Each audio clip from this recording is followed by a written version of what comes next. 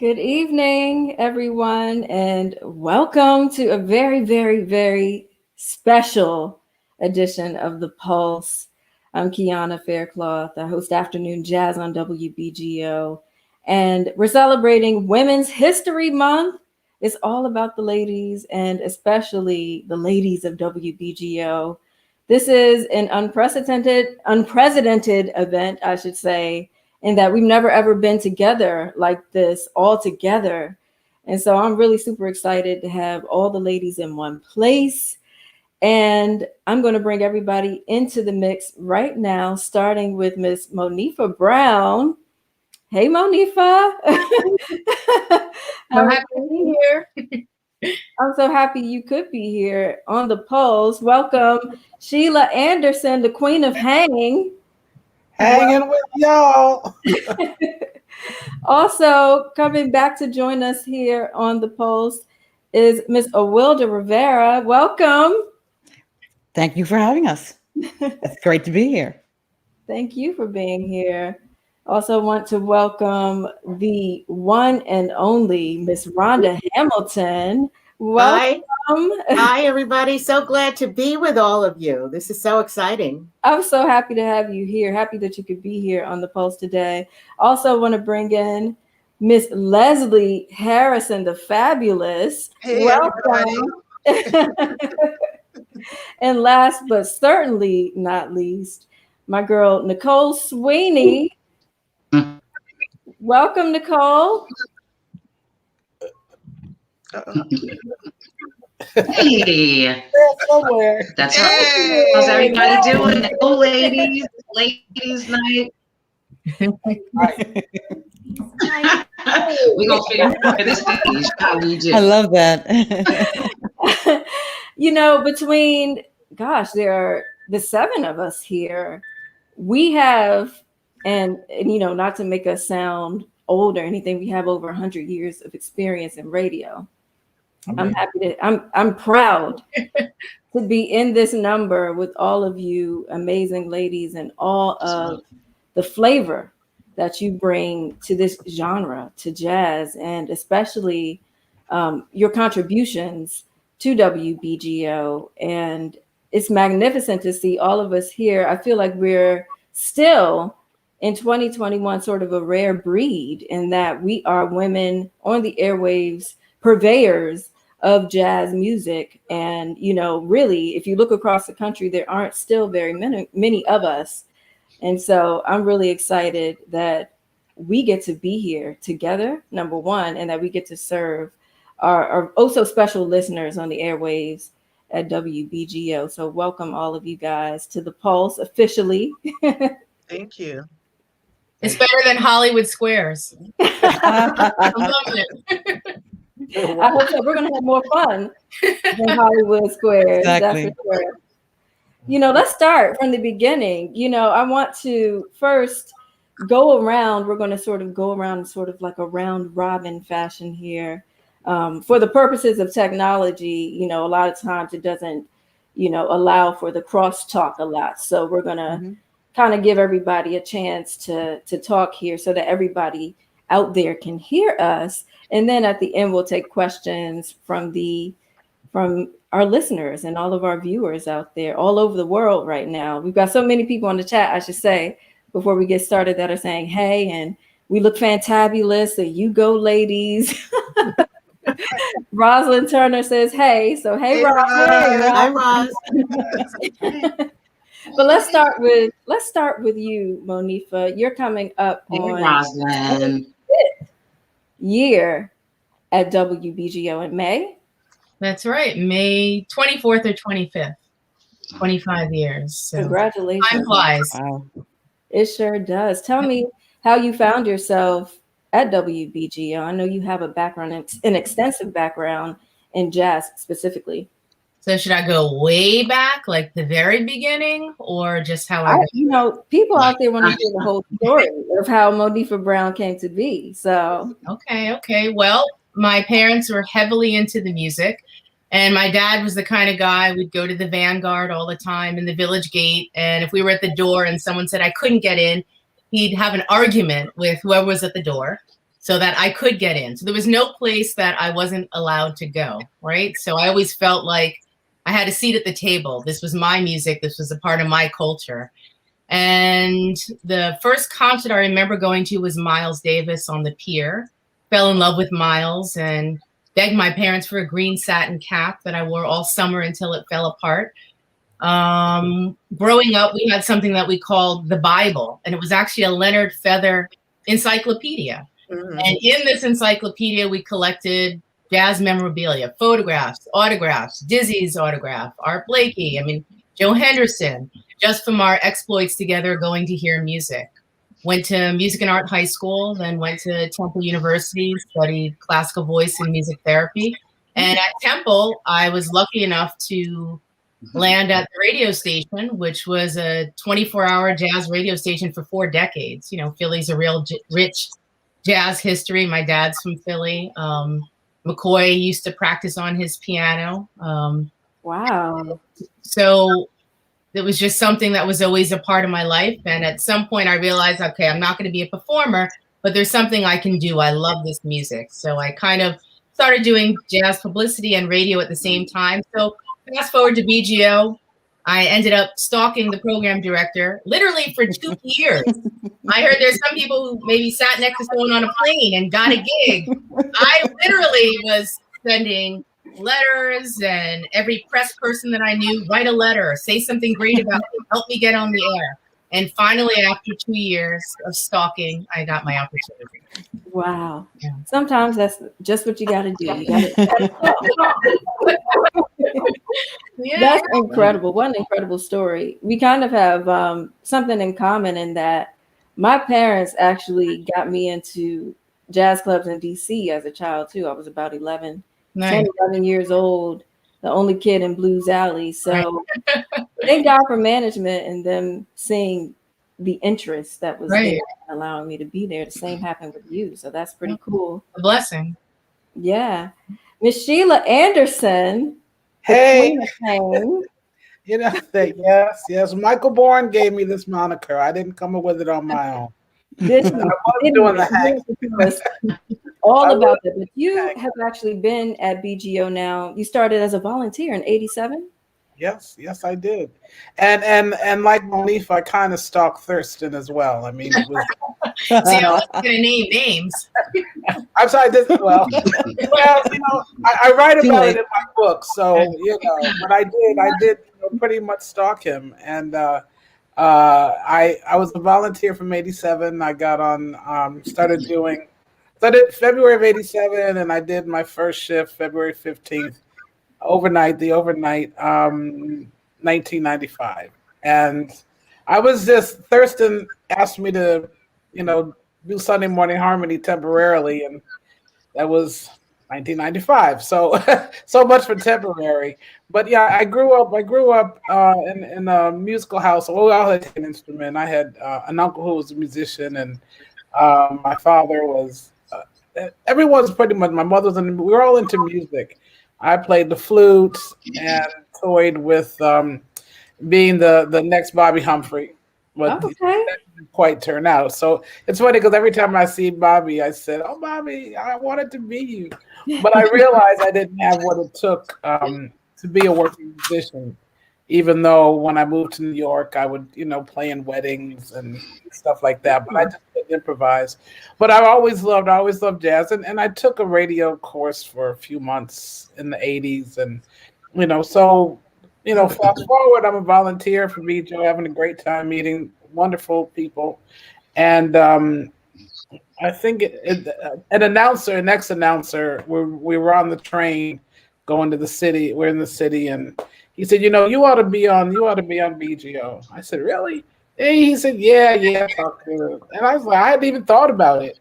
So I did, and they said, "Yeah, you can learn the board." And, you know, pretty much I was left to my own devices, and a year and a half went by, and I said, "Hey, I can do Sunday Morning Harmony." And then I was kind of laughed out of his office, and a year and a half later, with the help of Miss Wilda Rivera, I must say, I started in 1995, and the rest, as they say, is her story. It's her story. That's amazing. Now, speaking of a Wilder Rivera, let's talk about it. Yes, you. Because you also have a long history with WBGO, hosting a couple of shows, including, I guess, most recently, Evening Jazz and also the Latin Jazz Cruise. Right. And you have also been very much an advocate for women in jazz radio, and me even. And I appreciate you. Let me just say that off the bat. I appreciate your support and all that you have brought to jazz radio. Let's talk about your history, how you started out at WBGO. I was minding my own business, listening to WBGO on a Thursday night, and I heard Jim Luce. I'm a night bird, so I'm up during the night. I had to be at work at 5 a.m. So, make a long story short, I hear Jim Luce, who's on the overnights. Remember, Rhonda, the spaceman? Yeah. And he was actually, they were in fund drive mode, and he was actually on the air, spinning music, fundraising, pitching, and answering phones. And sometime during the night, he said, "Is there anybody out there who wants to come out tomorrow night to help me fundraise?" And I'm like, okay. So I ended up there on a Friday night, Saturday morning. And then on Sunday morning, on my way out, Steve Robinson, remember Steve Robinson, who used to make everybody eat microphone? He puts the microphone in my face and says to me, "I hear you speak Spanish. Do a Spanish pitch," because Chico Mendoza was on the air with the Latin show. So I did the Spanish pitch. The next thing you know, I'm still there when the show is over. The Latin show, once upon a time, aired Sunday mornings from 6 a.m. to 10 a.m. But that year, Al Pryor, who was the very first program director, he switched the show right after that drive to 12 hours later, 6 p.m. So sometime in the course of the week, I got a phone call from Loretta Rucker asking me if I would mind coming in to do a voiceover or a promotional voiceover, because Al Pryor was going to switch the show, and would I come in and do it? So I ended up doing the voiceover. So I'm a volunteer, minding my own business, and people tell me I have this radio voice that I didn't know I had, okay, until 1993. James Brown teachers, mentors, James Brown, Rhonda Hamilton, Michael Bourne has always been supportive. Right. Bob Porter, okay. So although they didn't know they were mentoring me, they were, but I had to give the credit to James Brown, Leslie Harrison, and Lois Gilbert. Oh, thank you. Mr. James Brown, actually, I went in there on a one night during the week. He was doing evening jazz, and he actually helped me do an audition tape. So after that, I guess it's all you know what they say is history. 93, I go on the air for the very first time. I debuted to sub for the Latin Jazz Cruise. Alfredo Cruz had to go away, and then next you know, Thurston has got me doing all these fill-in shows, jazz shows, and I go on to host a list of shows: Sunday Morning Harmony, the Brazilian show I did for a year. Judy King had to take some time off because of her son. And I ended up doing weekend jazz after hours and then evening jazz. And I'm still doing the Latin Jazz Cruise as of 1993 until 2019. Wow, that's amazing. And now we'll talk about what everyone is doing in addition to BGO or outside of BGO. But you also, that voice has given you opportunities in voiceover work as well. Since COVID, before COVID, I was doing some voiceover work, but since COVID began, a lot of voiceover work, okay, especially for South American broadcasters in Spanish, both in Spanish and English, and still doing stuff for WBGO. I think I'm filling in for the lovely Leslie Harrison sometime this month. Sometime soon, yeah. Nice. Yes. Yeah. I love that. Women supporting women. Come on. Come on. Hey, Always. there's a special place in hell for women who do not support women. You know Somebody what? said that. You're right about that. You're right about that. All right, Conchita. So I gotcha. I love that. Thank you so much. You're Now, welcome. Miss Nicole Sweeney. Hi. Hey, girl. I'm moving around. I'm trying to get a connection. Oh, we got you. That's good. I think this is Right where you better, are. but we're going to make it happen. What's going on? I think No, Verizon charged money for this. No, I'm joking. you know, that's much better though. I think the people can hear you. but you have been Good. at BGO now for 5 years. Wow. You're currently hosting Evening Somewhat Jazz. of a newbie. Somewhat of a newbie, but even before BGO, you have a history in radio as well. So let's start there. Where'd your story of coming into the realm of jazz radio start, and how did it bring you to WBGO? Well, like my girl Monifa, I went to university. I always knew that I wanted to do radio or kind of broadcasting, and Temple has a great communication program. So I was actually on the fence about did I want to do radio or television. I grew up in the 97 and FM, just want to be like those DJs that connected with the world. You would listen to radio and that DJ was like your best friends. When I went to Temple, I didn't know what I wanted to do, so I interned at a TV station and WRTI, the jazz station, which by the time I got there, Monifa, it was classical music and jazz music. So it wasn't 24 hours. But thankfully, I got the internship, and I'll never forget, they gave me a playlist. They allowed me to be on the air, but they didn't trust me to pick the music, which was a good thing at the time. So I had a playlist, and I'll never forget, one song on this playlist that I picked that they had selected was Donald Byrd's Blackbird, which I wasn't familiar with Donald Byrd at the time, but I remember just hearing that the first few notes. There wasn't anybody in that studio with me, but boy, I looked around for an answer because I was like, what is this? It just did something to me, and it made me crave the music more. So they couldn't get rid of me at RTI. I didn't want to leave after that. So I landed at RTI, but then wanted to go to Atlanta, ended up at BGO, CLK. See, that's what you can't do. You say the wrong call letters on the air. But I ended up at WCLK in Atlanta for a good 7 years. Wilda, you and I met, I think, on social media at that time. Yes. So Wilda, knowing that she was at BGO, we kind of gained this friendship online, right? Wilda, it's Yes, crazy we how did. that happens, because when I look at Wilda, she's like, so we connected, and I came home to New York. I was going to say, we met online too, on Facebook. While you were at CLK. That's right. We're social media queens. We're social media queens here. So after leaving Atlanta, I felt I needed more, and Atlanta wasn't giving me that more. And I felt like BGO was that more that I needed, being connected to the scene, music, and leap on faith. Came home to New York with no job. My parents were not happy about that. But when you take that leap in faith and you believe in something bigger than you, and that works out, because I ended up at BGO and I'm for 5 years. So thank you, Wilda, because you definitely helped in that mission, in that path. So I thank you for giving me that thumbs up to the powers that be. That's beautiful, man. That's awesome. Now, Miss Leslie Harrison, you actually started at BGO in '83 as an intern. No, it was my very first job. That was your first job? It was my first professional job out of college. I went to the University of Massachusetts, and I worked at the radio station there, the college radio station, WMUA. And in Amherst, Massachusetts, there was a vibrant jazz scene. A lot of musicians came through there, a lot of concerts.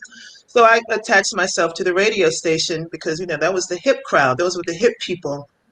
And then fast forward to 83, I'm coming back to New York to be an actress, and I'm in the car with the saxophonist Marion Brown. And they used to call me Lady Mahogany on the radio. And we were driving to New York. He's reading a New York Times. There's an article about WBGO in the Sunday paper. And he said, you should work at this radio station. So I come to New York. I'm listening to Rhonda every day for like three months before I even got up the courage to send in my demo tape. And I did, and that was my first go around with WBGO. I was still young and wild in the 80s. But you know, that's where I met Awilda as a volunteer. Awilda and I used to run these streets. No comment. And you know, and out of that, I got more involved in the jazz community. But then I also I came back to WBGO about almost 7 years ago at the urging of Dorothy Kirk. She used to say, "You should just come back and just fill in." Yeah, maybe, because I was doing other things now, but she was so insistent, and you know, you cannot say no to Dorothy Kirk. No, you cannot. So I came in one day to meet with Josh, and you know, he put me on the next day. Sheila was there. Right. Yeah. Right. He said, he asked me, He's like, "Can you fill in tomorrow for Rhonda?" And I'm like, "Fill in for Rhonda? Like, that's pretty big." So yeah, I've had a long history with WBGO, but I'm glad to be back and be back on the air. Wow, that's an amazing story. And we're going to pass the mic to Miss Rhonda right now. Rhonda Hamilton, really one of the women who helped found the sound of WBGO for 40 years. 40 years, one of the first voices to be heard on the airwaves at WBGO. But I've always wanted to know, because we've not had a chance to really talk or get to know each other, Rhonda, other than me knowing you on the radio before I got to BGO. But I always wanted to know sort of your story. Like, how did you come to BGO and becoming the Rhonda Hamilton?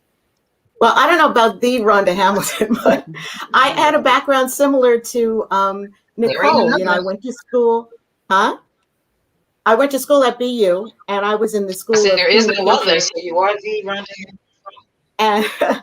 And I didn't know exactly what I wanted to do, but I was studying broadcasting and film.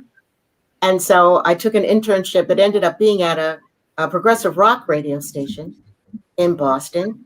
And I met a guy there who's like legendary in Boston now for jazz radio, Eric Jackson.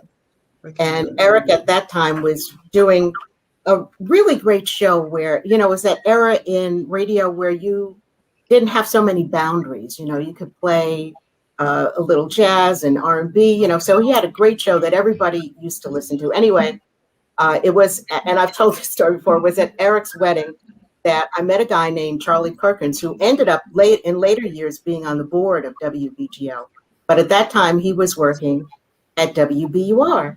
And I was sitting next to him at the reception, and he says, "Oh, you know, at BUR, we're thinking of expanding our jazz programming. Do you know anything about jazz?" And I was like, "Oh, yeah, sure. I know about jazz." My father, you know, used to play the music all the time. So yeah, I thought I knew about jazz. So I made a tape, and they liked my voice, and they hired me. And so I started doing a weekend jazz show there. And once I got there, I realized that there was so much more to the music that I didn't know about. So I just really started studying about jazz, you know, going out and hearing a lot of music, meeting musicians, talking musicians, listening to the music all the time, reading books. And so once I graduated from BU, they offered me a full-time job. So I started working there at BUR in the evenings. And there was a rumor going around that in Newark, New Jersey, they're starting this jazz radio station. And it took me a long time to get some specific information. And by the time I got Al Pryor's name and an address, it was actually past the deadline of when they were accepting people to apply for jobs. But, you know, sometimes, you know, this job was meant for me. This is my job. So I just knew I was going to get this job. And I'm from New York originally. I wanted to come back to the area. So I sent them the tape, and they hired me. And I think it was a couple of days later, I packed up all the albums that I had in my little Datsun 210. Somebody will remember that. And fortunately, the albums were really heavy because it kept me solid on the road. It kept me slipping and sliding on ice or snow that might have been happening at that time. Because I think this was the end of February when I came back to New York. And I actually started in March working at WBGO. And back then, you know, we weren't even on 24 hours a day. The station still had a kind of affiliation with the programming that had been on when it was connected with the school system in Newark. So we had some of those shows still on the air. And so I think my first shift was in the afternoon from 4 to 8. And then I started doing the evening shows. And then that fateful day that, is mentioned often when RVR went off the air, we just went 24 hours. And so, so that's how it started. And for me, it was kind of like learn by doing. You were just in there, you were thrown in, and you had to just do it. So it was a lot of fun. I remember Bob Ottenhoff, the man who started the station along with Dorothan. He would have me come in. Well, it might not have been Bob. Maybe it was Al Pryor, who wanted everybody to really work 8 hours a day. And so, even though I wasn't on the air until 4 o'clock, I was, or even until 8 o'clock later, I was still supposed to be there in the hours before. And so then by the time you get on the air, you're kind of a little tired, But what I used to do was go and interview artists. I would go and visit them and bring my tape recorder. And then I would come to the station. And during those hours before I would be on the air, I would edit that tape and make up a show, So I remember doing shows with Randy Weston and Art Taylor and just a lot of different people, gentlemen who used to play with the Duke Ellington Orchestra. I got Russell Procope. I did a show. And so, I would go to their homes and just talk with them for hours. And so I learned a lot doing that as well. Wow. That's incredible. It's funny because I'm noticing a lot of us have sort of similar experiences. Right. For me, I was also thrown in one day. I started out, I should tell folks, I guess, a little of my backstory as well. I started out at WPFW DC's jazz radio station, a Pacifica network station. And I started as an intern while I was at Howard University as a music major. I was a music history major and I minored in piano and also did some jazz voice as well. But I always loved WPFW and wanted to be in the mix there. So one day I walked, I think it was like 16 blocks from Howard's campus to WPFW and just asked for an internship. And they were like, okay. And so I started out doing like a little segment on the air called Jazz Notes. Always had an interest in jazz, of course, as I mentioned, growing up in the jazz clubs and falling in love with the music very early on.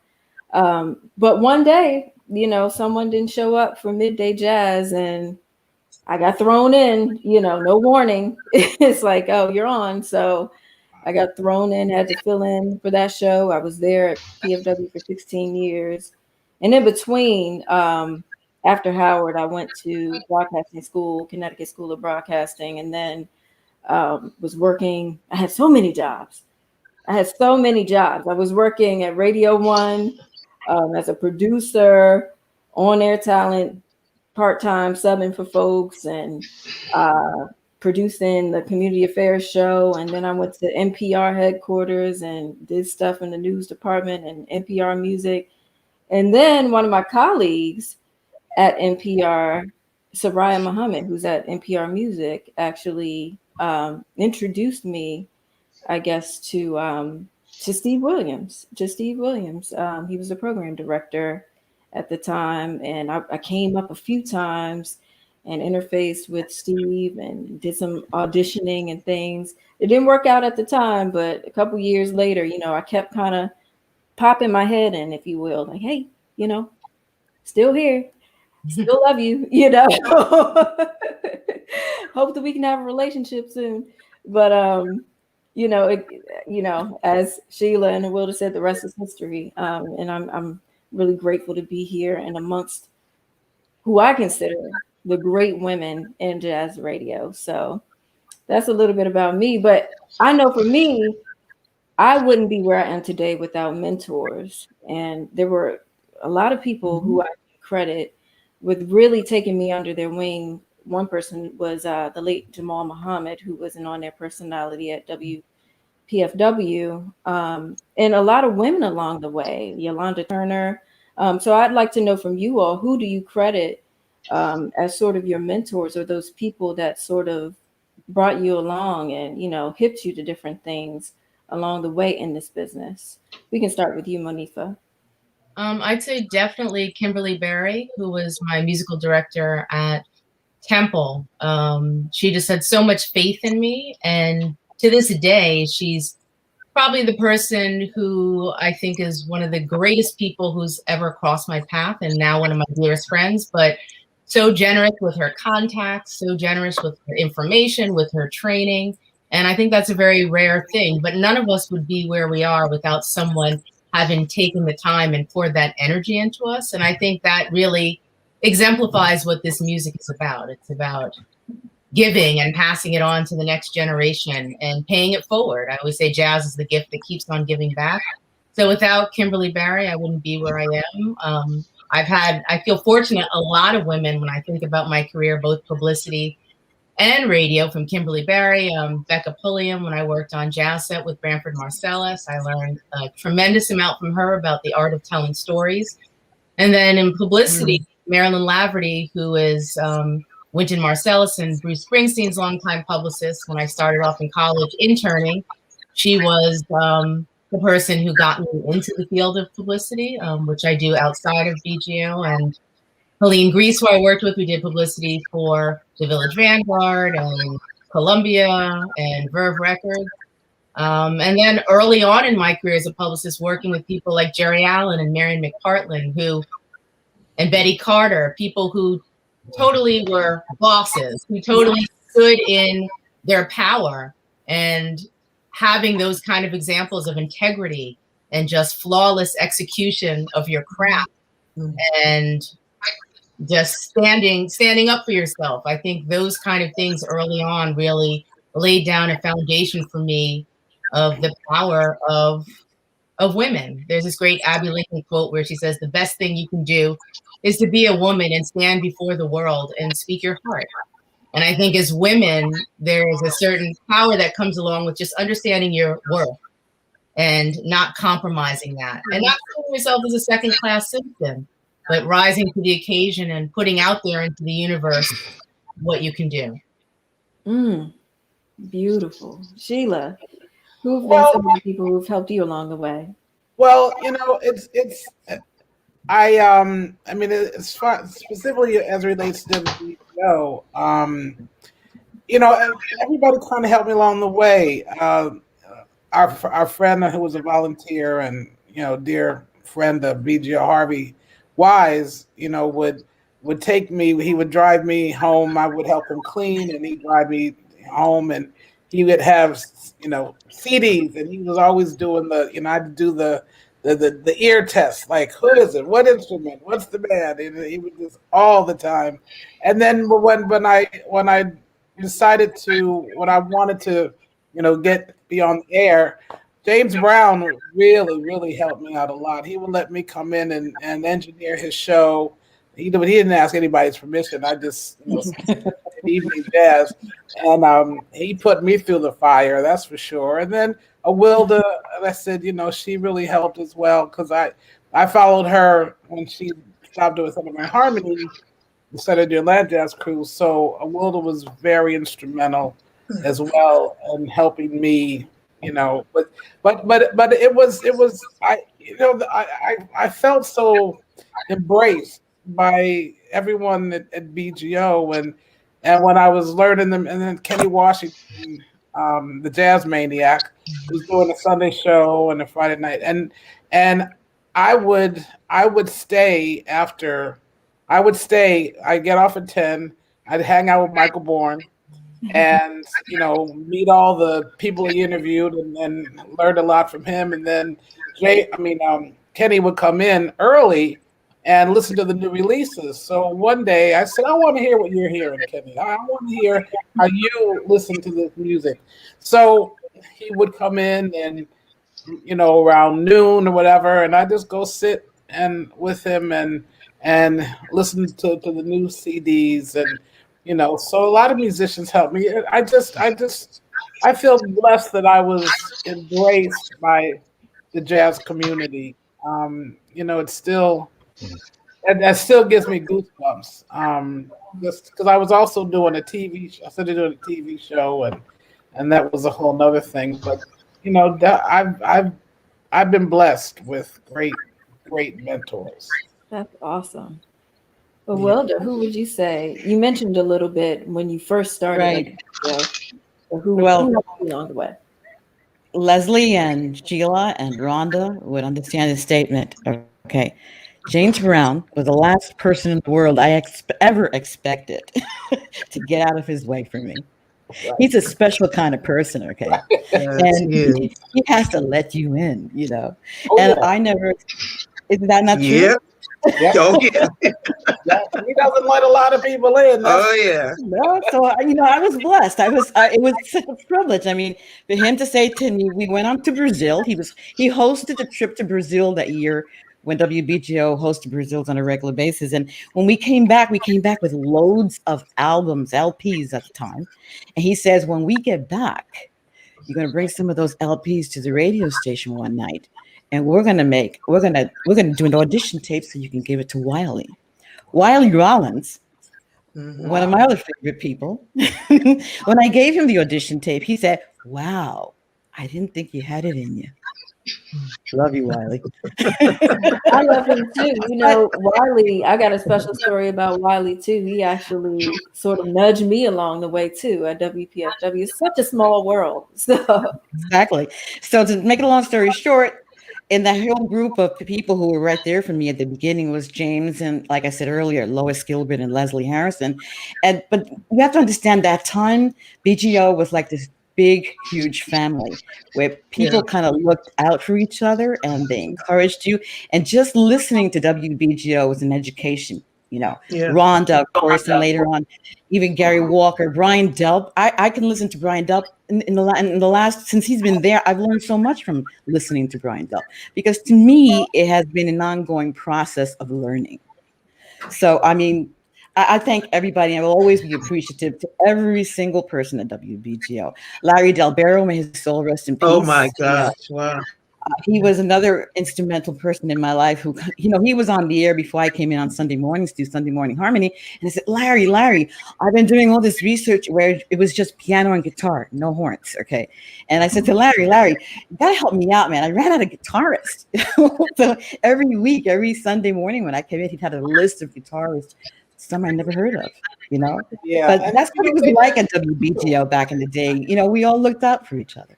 And I thank for all those people who were on the air. I mean, Rhonda still, I can listen to Rhonda. All these years, I continue to learn something from just tuning in. WBGO, the University of WBGO, Jazz 88. The University of WBGO, that's amazing. And Nicole, who would you attribute as some of your mentors? I'm here.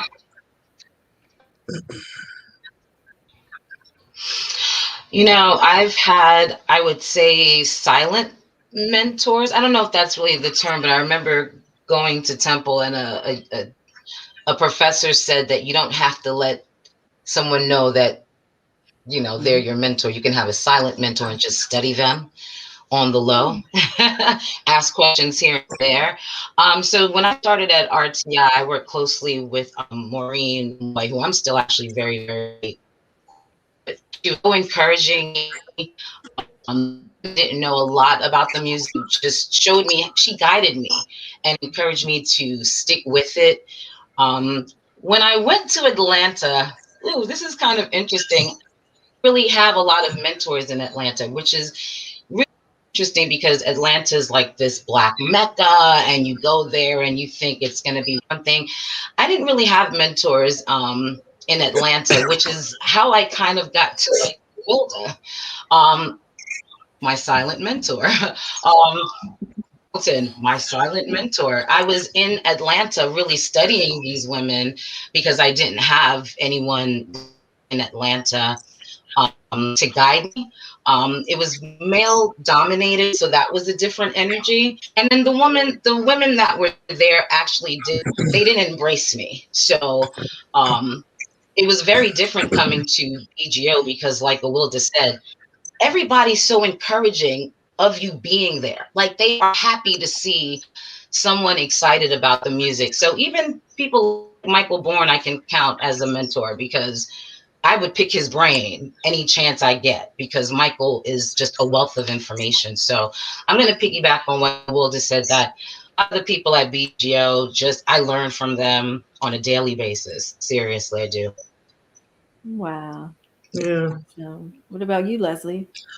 Wow, when I started at WBGO in '83, Rhonda was really the only woman that was a jazz jock. So I listened to her, and I was like, I'm working on working at the station with Rhonda Hamilton. But then working at WBGO at the time, I had a show called The House Party that I started, which I think kind of morphed into what Sunday Night Music Mix, and I did an overnight.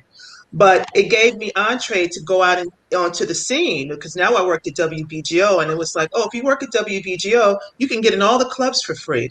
So then you have access to all these musicians. And I started, James Brown and I we weren't fast friends, as we all know, but we became buddies. And so I would tag along with James, and then I started meeting musicians like Arthur Blythe, and they would say, hey, come over here, check this out, because they saw that I was committed to this music and learning about it, and also working at WBGO. So I would say that, listening to Rhonda in terms of radio personality, but people like Chico Mendoza, people like at WBGO, Dorothon Kirk, with a work ethic and a sense of, she's got her eye on you, she's keeping you in check so you can do the right thing, which is Mother Kirk. Mother Kirk, she's in the comments. She mentored and she watched out, and she nurtured. So yeah, it was really, the WBGO family, but also the larger jazz community that really helped to nurture me in this music. Lorraine Gordon, people like that, to see women in those positions. Helene Grease in publicity. So yeah, it was the big community, the larger jazz community, that nurtured me and mentored me. Yes. And last but not least, Rhonda, who would you attribute as some of the mentors that have helped you along? You mentioned starting out at BUR, like even going so far back to BUR. Yeah, well, as I mentioned, Charlie Perkins, who was the person who hired me at BUR, he ended up being associated with WBGO on the board. Jim Luce was back in those days too. And Wiley Rollins as well. We were all friends back then. Wiley was at Harvard, but we were all into jazz and into radio. So everybody was young. So we just, came up with each other, I think. And it was interesting how everybody ended up, connected somehow with WBGO along the way. So it made it comfortable for me to be there. And, as everybody has been saying, WBGO has always been like a family atmosphere. So we supported each other. Dorothon Kirk was always, like the mom. And so it was a kind of environment that you felt like you could grow, and that you had the opportunity to grow and to learn as you went along. But as far as, specific mentors, one person I can single out is Dr. Billy Taylor, in terms of giving me the opportunity to become affiliated with NPR and meet Soraya Muhammad and some of the other great people who work there. So through Billy Taylor and working with Becca Pulliam as well, that was a big deal, because Billy Taylor gave me the opportunity to host a New Year's Eve show with him. Before it was Toast of the Nation. This was like, I think this might have been 1979 going into 1980, or 80 going into 81. It was really, really early. And we did a show in Washington, D.C. So that was my first opportunity to do any kind of a national broadcast, and also interview the artists. And so that was great exposure for me. And so, he did things like that for me along the way, which I appreciated. And also the entire jazz community, as we've all been saying, you, Wilda, as well. I think it was important to learn about the music and hear it in a live setting. And I used to do that like almost every night, because when I first started, one of my first shifts was working and getting off at maybe midnight, 1 o'clock in the morning. And that was back in the days of the Tim Palace, which nobody probably remembers. But that was like a great place where all the musicians who were on the New York jazz scene, even if they didn't have a gig there, they would end up there after their gig.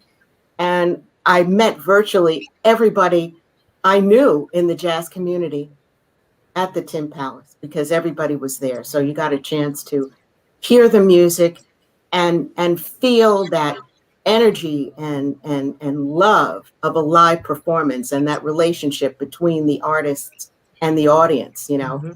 And those days I remember in particular, because there would be nights where it felt like the roof came off, you know, because the music was that high and that spiritual. It just made you feel like, you know, everybody was just going up, you know, rising up. So those were great days, and I learned a lot, you know, every day learned a lot. Yeah.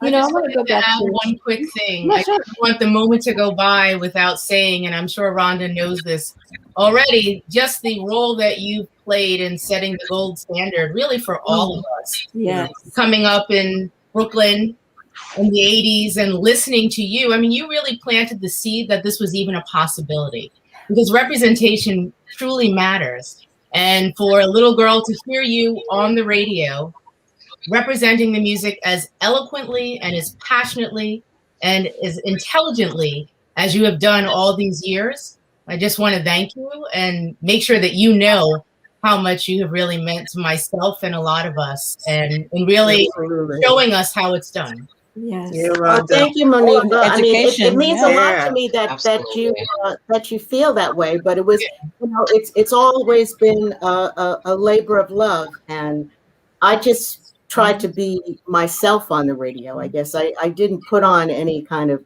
personality, and I think that's something that sometimes people would meet me and they say, "Oh boy, you sound just like you do on the radio." I'm like, "Yeah." Yeah. You know? That's awesome. That joy, and I think it was something that maybe I was meant to do, because I've always loved the music. And from the time I was a little girl, I would answer the phone at home and people say, "Oh, you have such a nice voice." And so I think that like I said, when I went to school, I wasn't exactly sure what I wanted to do, but things fell into place, and this has ended up being my course. And since I love the music so much, and presenting it to people who also love the music, and maybe presenting it in a way that I hope will get people who don't know about the music and don't love the music to love it. Because to me, it's like when you listen to jazz, it's like, what's not to love? So the way that I've always thought about presenting the music is in a way to show the beauty of this music and the love of this music, so that people will, you know, fall in love with it, just like all of us have. Yeah. Well Yeah, we said. certainly all thank you, Rhonda. I know, even being before I got here to BGO in DC, I would tune in online to BGO, and I was just really inspired to hear somebody that was so polished and just so, like you said, just natural. It's a flow that you have that's unlike anybody else, and it really was inspiring for me. And it is the reason that I looked at BGO as sort of the mecca of jazz radio. So thank you for that. Yeah. Absolutely. I wanted to. Well, you know, we had an extraordinary opportunity back then, you know, to be a non-commercial radio station in the New York metropolitan area dedicated to jazz. As has been said many times before, a lot of people thought that we wouldn't be successful. Yeah. But here we are more than 40 years later, and people listen all around the world. Yeah. Mm-hmm. Yes, indeed.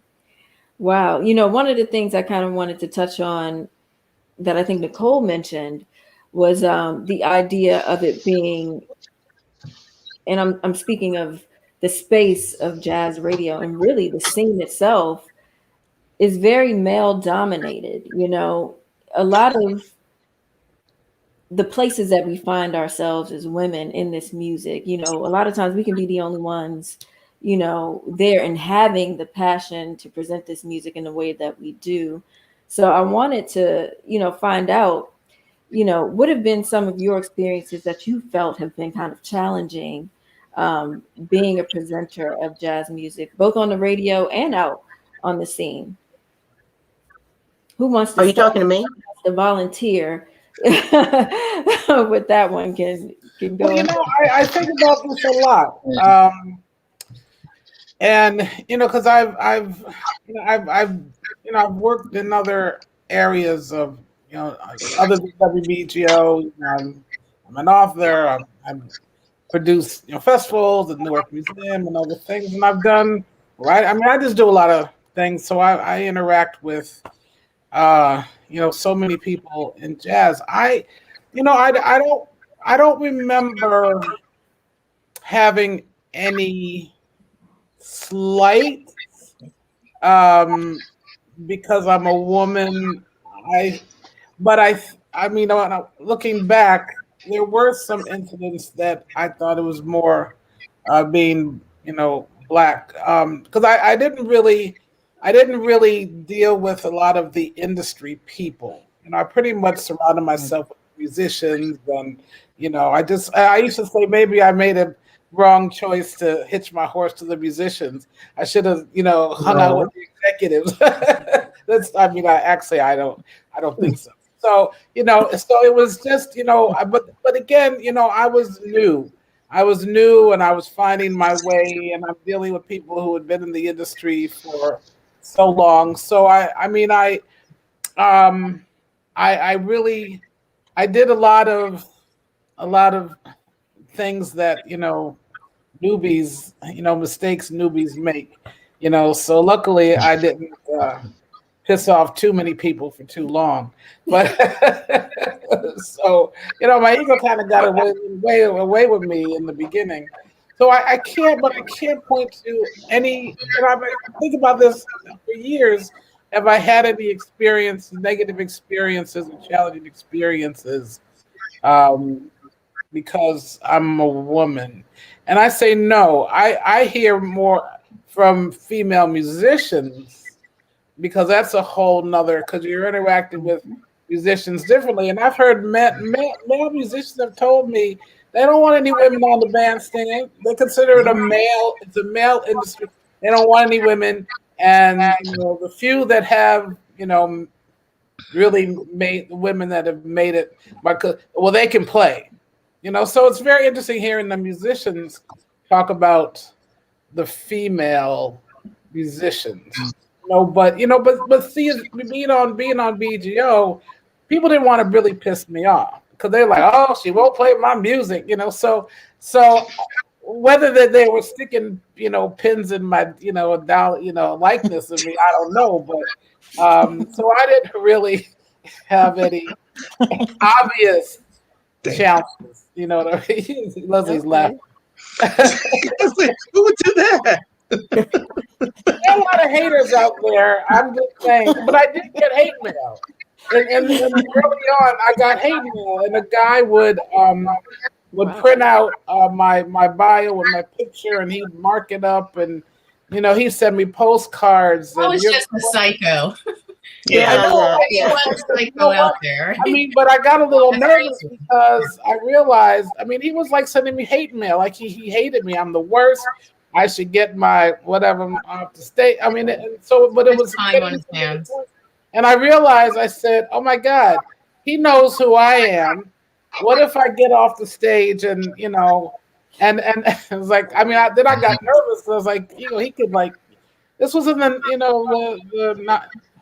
late 90s. But that's interesting, because I actually had a few of those experiences where folks would call up to WPFW and say sort of sexist things sometimes, or ask me what I'm wearing, or things that I don't think they would have asked a man, Right. Right. So, Well, I remember doing an overnight when I used to do the overnight at WBGO. And this is when, I don't know how many of you still answer the telephones when we're in the studio, but this is when we answered the phone. And late at night, I would have repeat callers, just late night shenanigans and like, oh, what do you look like? And, I give the exact opposite. But just in terms of safety, because, there are people who you just don't know how stable they are. But those are just a few crackpots. Yeah, yeah. Yeah, Other than that, Jimmy used I to haven't, call and ask what I I have no. look like. What you look like? I had a weird situation. Yeah, what are you wearing? Well, play Misty for Right. me, yeah. Nicole, you said But you had a weird, that's not the norm. right? That's not the norm. It's just a one or two. Yeah, but the thing is that we used to actually answer the phone and people had the number. Right. How many commercial stations could you call the DJ up and say, right. And you know where they at, where we are on Military So Park. in that sense, I felt very vulnerable on one hand when at first I didn't, but becoming aware of the fact that they knew who I was and what I looked like, and I didn't know that, so it does make you a little vulnerable. I haven't felt that way in years, but back then I felt very vulnerable at one point. Yeah. Nicole, you said you had a weird situation happen. Yeah, I'll never forget it. It was the day Gil Scott Heron died. And we were playing his music, and a guy called and said, he was like, you better play Gil Scott Heron. You guys better play Gil Scott Heron. And at first I was like, of course we are. We're going to celebrate his memory. He called back a second time and demanded we play Gil Scott Heron. But by that third phone call, he actually threatened to come down to the station and kill me. Like, that was his exact words. And he used the B word. And I had to actually get security because at that time I was in Atlanta. The station was on Clark Atlanta's campus. I actually had to get campus to walk me to my car because, like Sheila said, he might know exactly who I am, and I don't know who he is. And people are crazy, but you don't know who's going to take that craziness to another level. So that was real weird, but I'll never forget. It was when Gil Scott Heron died. Wow, that's scary. Wow. Sickening. Pretty much. Yeah. I remember when I first started in radio at BUR, I think the main thing that sticks out to me was that there was another person on the air there who had been on for years, and he would take it upon himself to preempt my show. He would have some special programming and he put it on in my time slot. And so that kind of taught me to speak up for myself, because I had always been, a very shy person, and starting to work in radio, forced me to get more out of my shell. I remember when I used to first have to host some kind of performance, I would think of it as if I was acting, like I'm being somebody else. I'm not being me, until I started feeling comfortable doing that. But that experience taught me to speak up for myself and not let anybody take advantage of you in that regard. And I also found, being a woman, that a lot of men would assume that I didn't know what I was talking about, or that I was, ignorant about a lot of things. And they would say, you see, and you ought to know this, or try to tell me how to do my job. I'd get phone calls like that too from people telling me how to do my job. And I don't think that they would have done that to men, because, I'm going to call somebody up and tell them how to do their job. I mean, those are the only incidents that really stick out to me. But it's been a while since, I think attitudes have changed a lot. And here we are, there's 7 women at one radio station, at WBGO, on the air, on a regular basis. I would like to think that times have changed, and they absolutely have. But as you mentioned, a lot of times our knowledge is challenged, around this music, as if, a woman can't have the ability to know as much as a man when it comes to to this particular genre of music, it seems. I don't see anybody else being challenged in that way on, your commercial radio stations, whatever they may be. But it's something about this genre that people tend to feel like women may not be as connected to. So there is a constant sort of pushing against what people already have, or those ideas in their head that they may have about women in this music in particular, I feel. And I think the music industry at large is sometimes like that, being the only female executive in my office, and also just navigating certain spaces where it's, mostly male dominated. I think it's also given me this thing where I work extra hard, and it's like, come prepared and be twice as good. So that you won't have a reason for someone to question you. You will be so prepared and so ready that, you just have to be twice as good. And I think that also happens as a person of color, being the woman in the room, that you just demand that kind of excellence of yourself so that you're hopefully can combat whatever might be coming at you. We have come a long way, but we still have a ways to go when you think of the work that Terry Lynn Carrington is doing, with the gender justice, at the Institute of Berkeley, right? The gender justice, is that what it's called? The Institute of Jazz and Gender Justice, because there is a need. And Sarah Elizabeth Charles at the New School as well. That's right. New School, doing things That's with right. gender as well. But I also see the role that each of us does is paving the way for the next generation, right? We all are standing upon the shoulders of someone else, and hopefully we're going to boost someone else to the next level. Right. And I just wanted to share, I found this, I love reading articles and, digging out quotes and stuff, and speaking about Terry Lynn Carrington, and I thought it was so apropos for this conversation. She says, using art as a social weapon is far more powerful than being part of the fabric that continues silencing, devaluing, or dismissing talent or aptitude. We can all be agents of change. And as the familiar adage goes, if you're not part of the solution, you're a part of the problem. And that speaks to just the inherent role that we have as women to pay it forward and to be a part of the solution so that someone else isn't feeling this way. Wow. Right. Thank you for sharing that. That hits the nail on the head, really. And I want to switch gears because we got to get ready to wrap up. I can't believe it's already been an hour already. But I wanted to need a part two. We may need a part two, absolutely. But I wanted to find out from all of you all, because you all are such amazing women on and off of the radio. You have so many different pursuits, even outside of what you do for the listening audience of WBGO.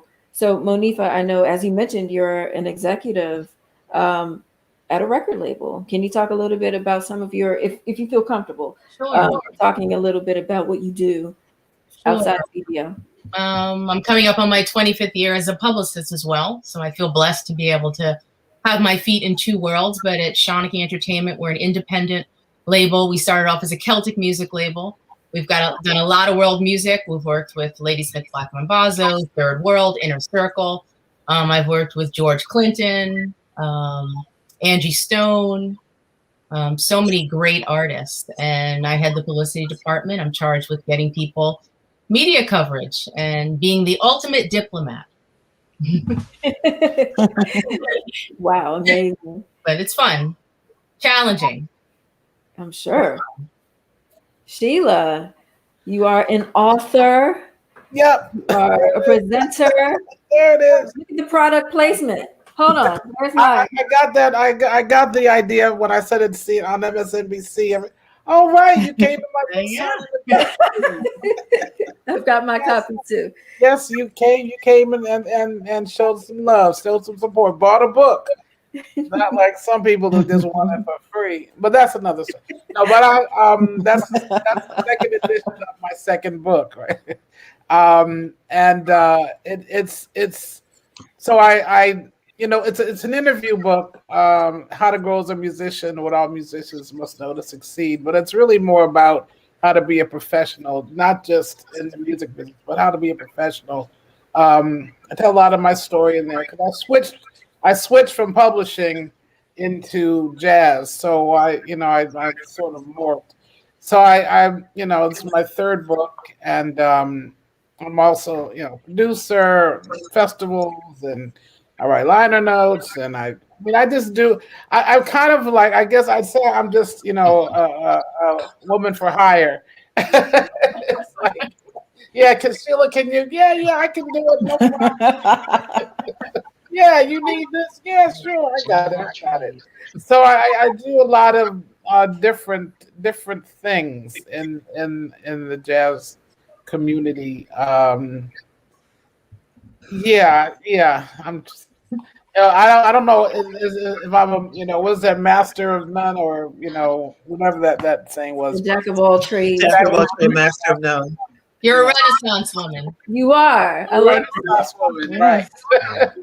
Right. And the queen of hang on top of all that. You Queen find of hang.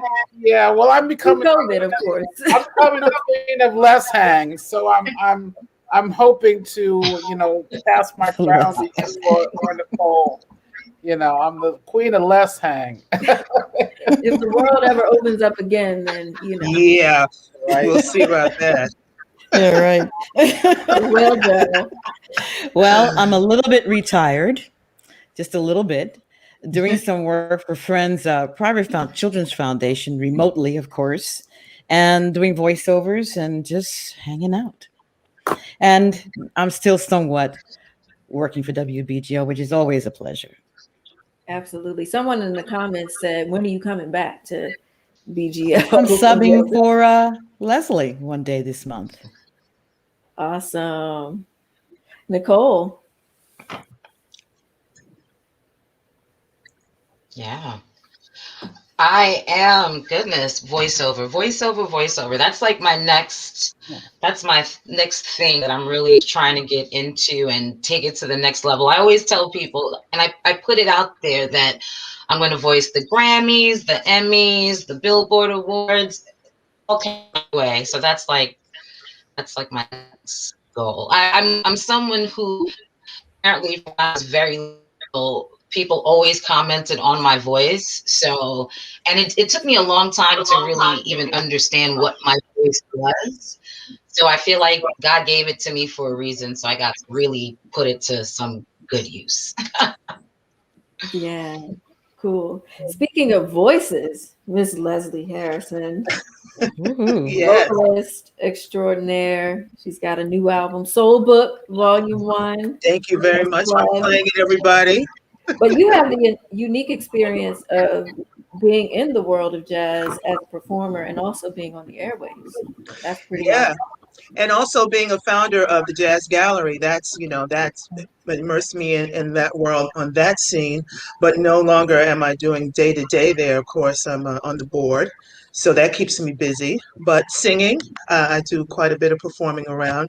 And I've got some upcoming film projects that I'm going to be working on. So I started out in this business as an actress, and I miss it. And suddenly I'm getting some work possibly. Life is a circle. But, you know, radio, music, on the stage, behind the scenes, and behind the microphone. That's where I'm comfortable. Awesome. Wow. In front of the people. In front of the people. Miss Rhonda Hamilton, tell us all that you have going on. You're still very much alive and well on the jazz airwaves. Yeah. I'm on there a lot. Yes, you are. I'm really, really happy to be able to have an association again with WBGO, because that's where my heart is, you know, and I don't think there's any better outlet for this music. There's no other radio station that presents the music the way WBGO does. So to have the opportunity to be associated with WBGO again is a great thing for me. I love it.